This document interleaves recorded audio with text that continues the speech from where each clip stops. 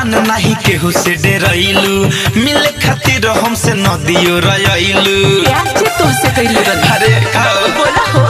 धन बारू जान नहीं केहू से डरैलू मिले खातिर हमसे नदियो रयलू चल बात कइल जाओ सबके नियर नियर नियर दिया पेन के फारा के आइलू पिया ए जान हैप्पी न्यू ईयर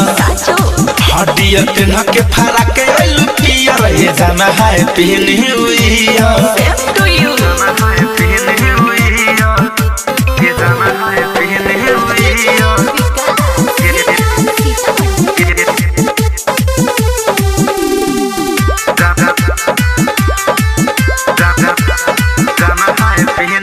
नया साल में नया ग्रीटिंग करत रहे तो से वेटिंग रे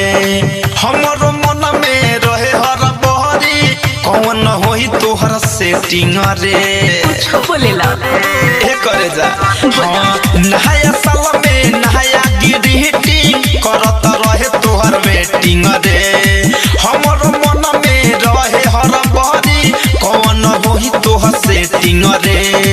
सुन प्यार होई आज क्लियर क्लियर क्लियर दिया पेन के फारा कइलू पियर ये जाना है न्यू ईयर हदिया पेन के फारा कइलू पियर ये जाना है न्यू ईयर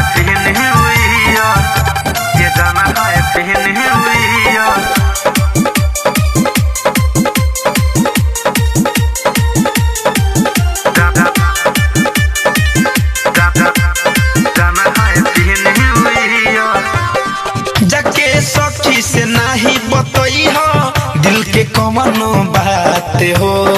संतोष तिवारी धड़कन धनंजय छोड़ी है ना कबो साथ हो अरे हमके भरोसा बाहो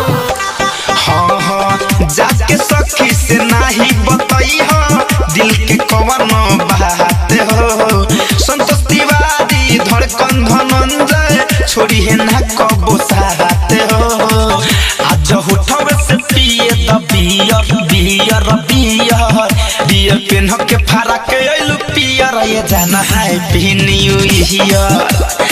हडिया पेन के फारा के आइलू पियर ये जाना है न्यू ईयर।